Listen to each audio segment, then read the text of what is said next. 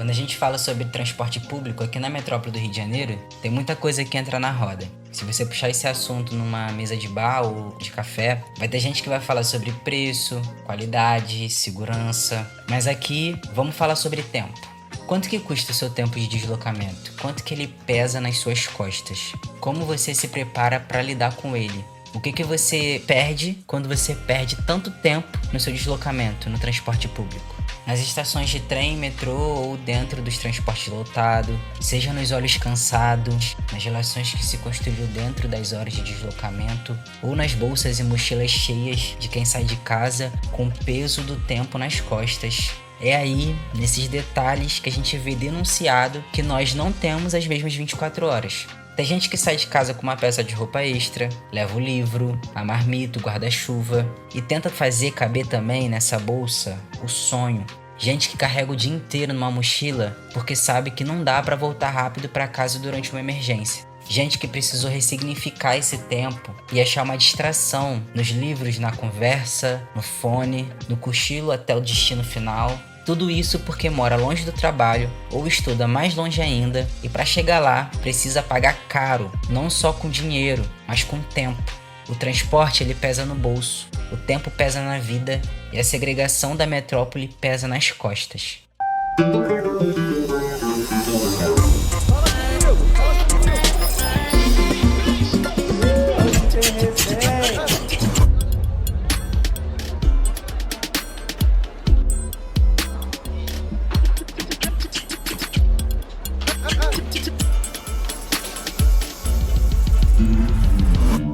Eu sou o Karim Nuru, sou assessor de comunicação aqui na Casa Fluminense e nesse episódio do Próxima Estação eu te convido a embarcar nessa viagem para a gente conversar um pouco sobre como que o tempo de deslocamento atravessa a vida de quem mora nas periferias da metrópole do Rio. E para trocar essa ideia com a gente, eu convidei lideranças da Zona Oeste da cidade do Rio e da Baixada Fluminense para compartilhar um pouco sobre seus cotidianos. Olá, eu sou Carla Felizardo, moradora da Vila Kennedy, ativista, atuo em várias frentes feministas, culturais e sociais no território da Zona Oeste, que se expande também por todo o território do Rio de Janeiro e a região metropolitana do Rio.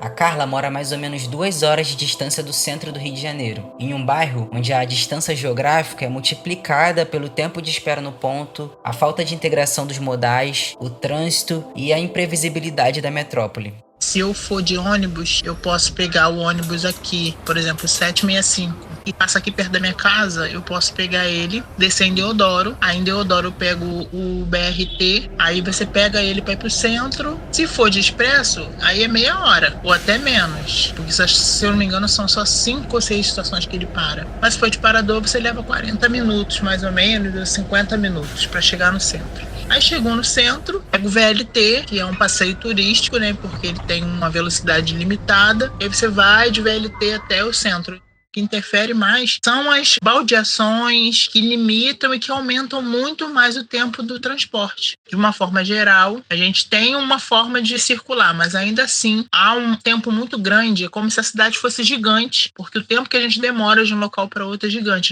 Esses dias eu saí, estava no centro, voltando para casa no horário fora do rush, um horário tranquilo, sem movimento, sem trânsito, sem engarrafamento. E era tipo 10 horas, eu avisei, ó, meia-noite eu chego em casa. E eu cheguei em casa 11h45. Então é o tempo de viagem que a gente leva e o trânsito normal, ainda mais com essas baldeações, né, que faz a gente transitar. Essa é a realidade de quem atravessa a cidade todos os dias. E partindo de Nova Iguaçu, na Baixada Fluminense, não é muito diferente, não. Para Natália, foi o transporte público que motivou sua saída do seu território para morar na zona norte da cidade do Rio de Janeiro. Bom, meu nome é Natália da Silva, tenho 25 anos, sou jornalista e escritora, roteirista, enfim, tenho a escrita como ferramenta de produção de memória. E eu sou cria da Baixada Fluminense, mas hoje eu moro em Auma, zona norte do Rio. Para ir pro centro do Rio. Passo um ônibus na porta da minha casa, mas eu acabo pegando uma Kombi e depois o metrô. E aí eu tento sempre sair com 1 hora de antecedência, né? Eu acho que essa 1 hora de antecedência vem muito por ser cria da Baixada e, enfim, compreender que muitos imprevistos podem acontecer, assim, porque no final eu demoro 5 minutos para chegar na estação de metrô de Kombi e o metrô é 25 minutos até Cinelândia, né, que é onde eu desço. Mas eu sempre tento sair um pouquinho antes, justamente, enfim, por conta dessas experiências que a gente acaba tendo enquanto morador da Baixada Fluminense, né? O meu caminho pra ir pra Nova Iguaçu também é Kombi, metrô e mais um ônibus da Pavuna, né? Então são 3 transportes. E hoje, né, eu acho que uma das principais motivações pra eu morar na cidade do Rio hoje é a questão do transporte, assim. Porque, por exemplo, pra eu chegar até o centro do Rio, morando em Nova Iguaçu, era 1 hora somente dentro do trem, assim, 1h20 só de trem. Fora o deslocamento que eu precisava fazer pra chegar até a estação. Entre ônibus, trem e caminhada, cada saída de casa era um planejamento para Natália. E são a partir desses cotidianos de pessoas que vêm de realidades parecidas com a Carla ou com a Natália que constroem a memória e carregam um alerta de sempre achar que precisa sair de casa com muitas horas de antecedência ou com a mochila cheia. Esses são sintomas da realidade de uma metrópole onde os direitos estão a horas de distância. Eu gosto de pensar nessa coisa de ficar a longo prazo na rua, assim. Enfim, alguma coisa pra me prevenir de, sei lá, caso algum imprevisto aconteça e caso eu demore muito tempo também. Sempre gosto de levar uma necessairezinha com alguns itens básicos de sobrevivência pra conseguir ficar o mais confortável possível, ainda mais compreendendo que os trajetos podem ser longos. E fone de ouvido que não pode faltar. Eu acho que fone de ouvido é o essencial. Eu até esqueci de citar ele porque eu acho que ele já tá entranhado no meu corpo, de tanto que eu necessito mesmo do fone, assim. Preciso de uma trilha sonora pra guiar esses caminhos, assim, cada transporte. Enfim, eu gosto.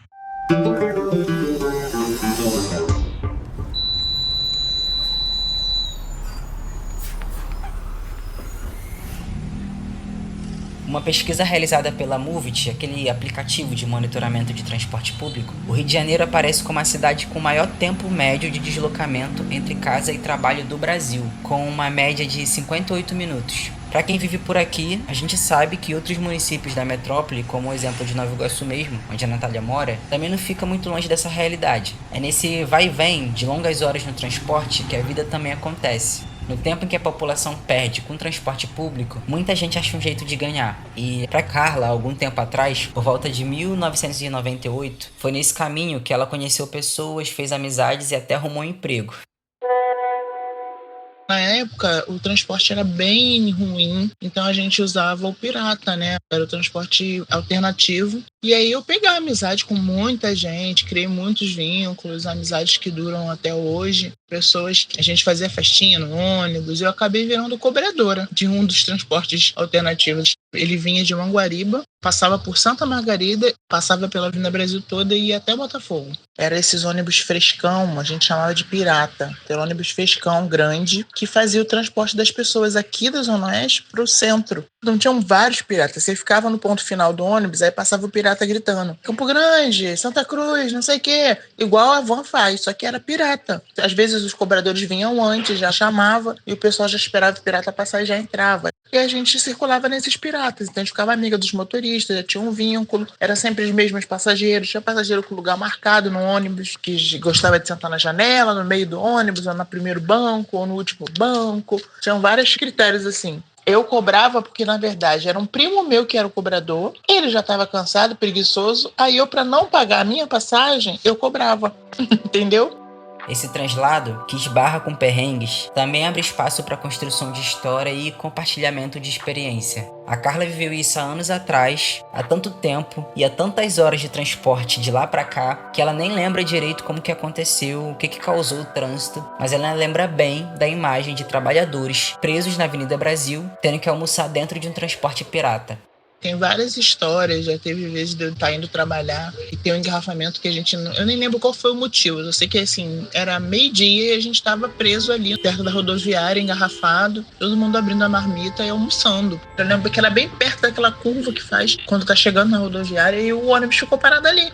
Tudo engarrafado para todo lado que a gente olhava, era ônibus e carros, e a pessoa falou assim: mas vai descer aí a pé. É pra onde? Porque o trem é longe, tudo era longe. E não tinha essa possibilidade. E aí eu lembro que esse dia foi assim, do pessoal trocar comida, um passar lanche pro outro, começar a aparecer as pessoas vendendo coisas, que a gente já não tinha mais o que fazer, a não ser esperar.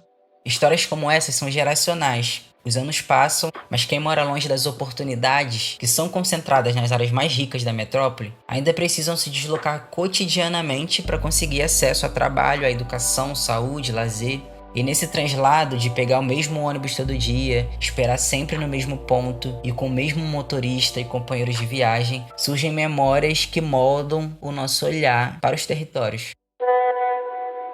Eu tenho uma amiga, a Carol, que, enfim, é uma pessoa muito querida, Carol Castro. Nós somos crias do mesmo morro, né? Somos crias do Morro do K11. Mas nós não nos conhecíamos. Como nós nos conhecemos? Quando eu tinha uns 14 anos, né, eu mudei de escola, fui pro ensino médio e tudo mais. E aí eu passei a ir de ônibus pra escola. Com 14 anos eu precisei, né, fazer esse movimento de ir de ônibus pra escola, estudar no centro de Nova Iguaçu. Uma movimentação completamente diferente. E aí o K11, né, um ônibus que tem muitas questões, de um ônibus quase inexistente, né, você quase não vê o K11, ele tem horas certas pra passar. E às vezes nem passa na hora que tem que parar no ponto final, enfim. Mas há 10 anos atrás ele saía de meia em meia hora, se não me engano. E aí eu descia pra pegar um ônibus, ficava esperando ele no ponto, e ele saía. E aí, tipo, 10 minutos depois, a minha tia viu uma outra menina com o mesmo uniforme que eu descendo o morro também. Só que a gente não pegava o mesmo ônibus. Eu não via a Carol justamente por conta desse intervalo de tempo, que era muito corrido, assim, tipo... Porque o ônibus não esperava muito nesse ponto final, né? Então a gente acabava pegando ônibus diferenciados, mesmo saindo de casa em horários próximos. Por fim, um dia a gente conseguiu se encontrar no ponto, sabe? Tipo, a minha tia falou, tem uma menina que desce também, você não pega ônibus com ela, não? Ou não pego ônibus com ela. E aí um dia a gente se encontrou e passamos a pegar todos os dias os ônibus juntas, né? E somos amigas até hoje, né? Carol é uma grande amiga, uma das minhas melhores amigas. Na época, conforme a gente foi alinhando o horário, a gente pegava com o mesmo motorista, que era o Marcelo, que praticamente me viu crescer também. Marcelo trabalhou durante muito tempo na Mirante, né? Que era essa empresa que fazia ônibus do K11. E às vezes ele já esperava, né? Tipo, via a gente descendo o morro, ele já esperava.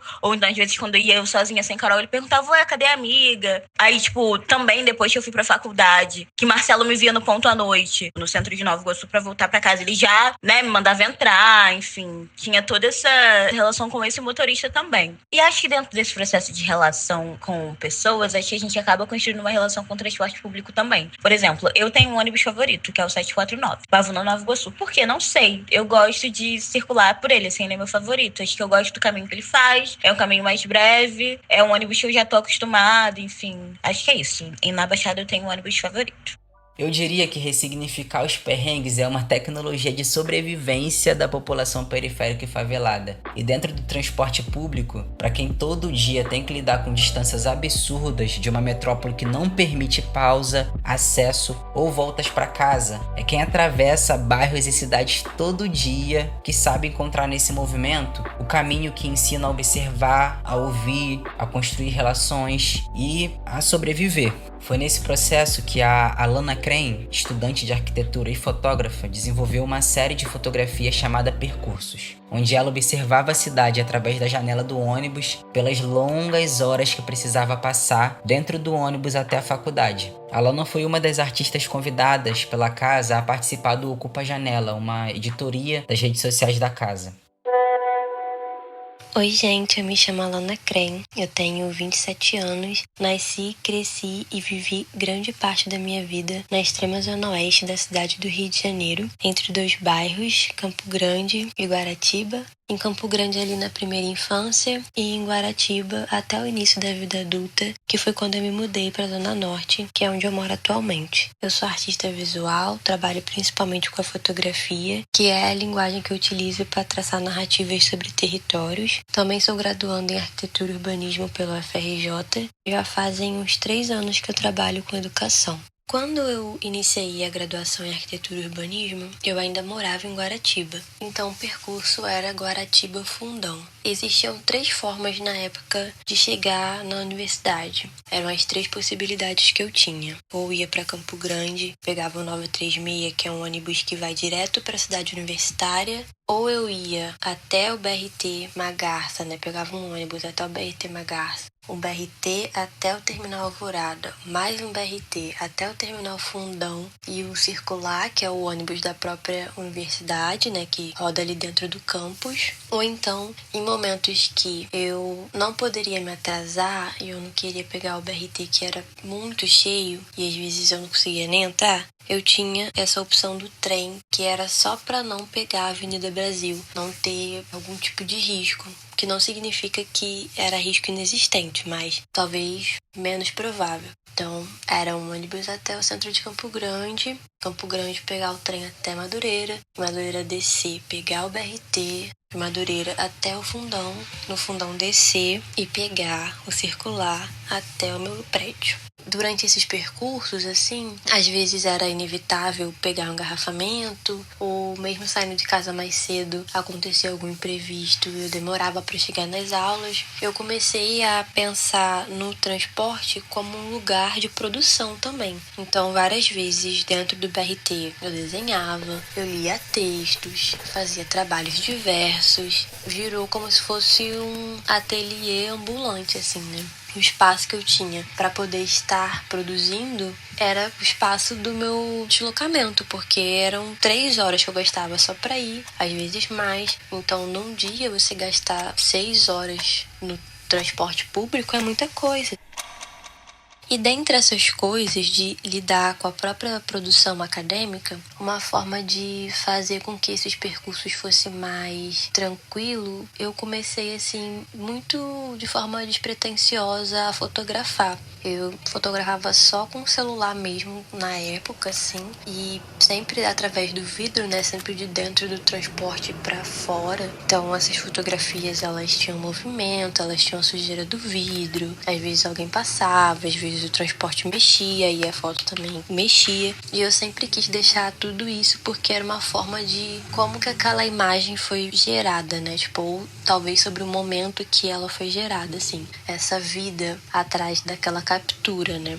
E eu não enxergava essas fotos como algo assim, ou como uma série que ela veio se tornar depois. Eu só fui ver que eu tinha um volume muito grande de fotografias. Eu comecei a editar quando eu já estava no 4º período, então, tipo, 2 anos de universidade. Um arquivo grande, assim, então eu resolvi começar a editar, entendi o que era aquilo ali, entendi que elas seguiam um padrão e dei o nome de Percursos, que é essa série que existe até hoje. Depois de tantas horas fora de casa, de tantas estratégias para lidar com a distância, com o cansaço, com o corpo carregando tudo que a cidade não oferece, ainda tem o preço da passagem, um custo diário que pesa no bolso, na escolha de para onde ir e se vai conseguir ir. Segundo o Mapa da Desigualdade, uma publicação da Casa Fluminense, na região metropolitana do Rio, cerca de 10% da população compromete mais ou menos 1/4 ou mais da sua renda usando apenas 2 ônibus municipais por dia útil. Ou seja, no caso da Carla e da Natália, se elas tivessem que sair de casa todo dia útil, o gasto mensal já ia ultrapassar essa média. Nesse cenário, calcular o custo do transporte, que pesa não só no bolso, mas na vida e nas horas, tudo ao mesmo tempo, é quase impossível. É a soma dos custos, do valor da tarifa, do tempo perdido, do cansaço acumulado, onde a distância vira uma barreira e a passagem seleciona quem pode ou não ter acesso a direitos públicos, direitos básicos. Eu lembro que há anos atrás, muitos anos atrás, eu ganhei a bolsa para fazer a PUC, que é lá na Gávea, né? Onde eu ganhei a bolsa foi trabalhando num projeto da prefeitura. E aí eu pensei, e naquela época, então, principalmente, hoje já é distante, já é difícil, mas naquela época era praticamente impossível eu estudar na PUC. Tendo a minha filha especial, trabalhando e ir lá para Gávea todo dia e voltar. Hoje, para chegar na Gávea, aqui, mesmo se eu for de metrô, de ônibus, não importa qual caminho, vai dar 2h30, 3 horas. E aí, como que eu ia fazer isso há mais de 20 anos atrás, com meus filhos pequenos, estudar lá na PUC, sem rede de apoio para que eu pudesse ter o mínimo, né? E hoje em dia eu sei que eu poderia conseguir uma bolsa, que eu ia ter uma grana talvez para ajudar, ia conseguir conciliar e fazer algumas coisas. Mas naquela época não. Isso acontece muito, da gente pensar coisas e ter que pensar o transporte muito influenciador dentro do que você pensa em fazer. Hoje a minha realidade de trânsito e de oportunidades, ela é muito interferida por onde eu moro, né? Para Carla isso se deu na educação. Não poder ingressar na faculdade foi um acúmulo de barreiras que o transporte público colocou na vida dela. E aí que entra o debate da tarifa zero, uma das propostas de políticas públicas prioritárias da Agenda Rio 2030 da Casa Fluminense. Quando a cidade é tão desigual, não cobrar pela passagem pode ser um peso a menos na mochila de quem precisa se deslocar todo dia.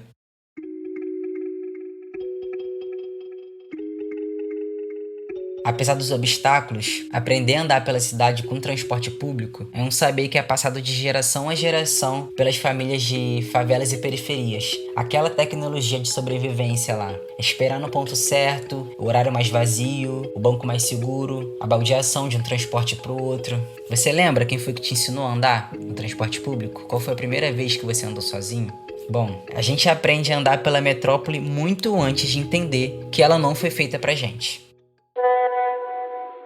Quando eu entrei pra UERJ, foi aí que eu comecei a cruzar a cidade. A região metropolitana inteira, na verdade, né? E eu não conhecia, porque até então eu só vivia em Nova Iguaçu. Lembro uma vez que a minha mãe já foi fazer a matrícula comigo e foi, falando o que era trem expresso, o que era trem parador, prestar atenção na mochila, sabe? Esses detalhes, assim.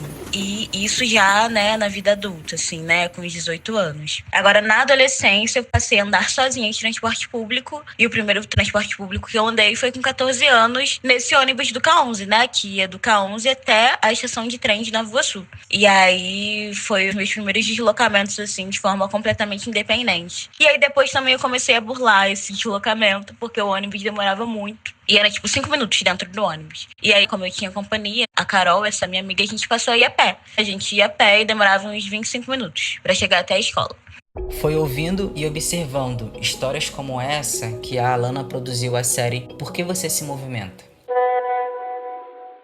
Através da série Percursos, eu fiz meu primeiro portfólio e a partir disso eu tive meu primeiro contato com formações em fotografia. E foi a partir disso que eu fui entendendo essa série de fotografias como um trabalho artístico, né? Então, como eu sempre fotografava a cidade, eu queria fazer uma série de retratos. Mas eu queria que esses retratos, eles tivessem uma ligação com o trabalho que eu já fazia antes. Que tinha essa questão do percurso, do movimento, de ações que envolvem a cidade, né? Tipo, a cidade, ela tem som, ela tem movimento, ela tem informação, caos, enfim, ritmo. E eu fiquei pensando como que eu poderia transformar essa grande informação que é a cidade no retrato. E aí, uma coisa que eu percebi é que todas as pessoas que foram retratadas, elas tinham muito em comum, assim. Eu fazia uma série de perguntas, mas tinha uma pergunta que era a final e que amarrava todo esse ensaio e que foi o que deu nome à série, que era a grande pergunta: por que você se movimenta, né? Tipo, por que essas pessoas tinham que sair da Zona Oeste? Por que essas pessoas tinham que ir trabalhar tão longe, estudar tão longe? Às vezes até se mudar do lugar que nasceu e viveu a vida inteira. Então, quais que eram as motivações dessas pessoas para elas estarem sempre cortando a cidade, percorrendo a cidade todos os dias?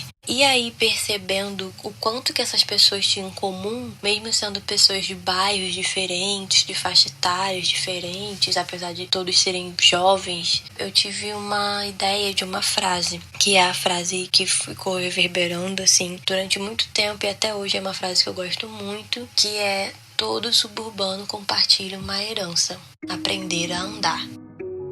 É por isso que todo transporte lotado, as horas a fio se deslocando e a mochila cheia carrega história, memória, resistência e, por que não, o sonho, o futuro. A tarifa zero é só o começo, um jeito de aliviar esse peso, mas a gente ainda tem muito para avançar, porque ninguém devia perder tanto tempo e precisar carregar o mundo nas costas só para sair ou chegar em casa. Bom, esse foi mais um episódio do Próxima Estação, podcast da Casa Fluminense. E se você quer saber mais sobre a proposta de tarifa zero ou outras ações que a gente realiza junto com as lideranças da metrópole do Rio, acesse as nossas redes sociais ou o nosso site. Até a próxima.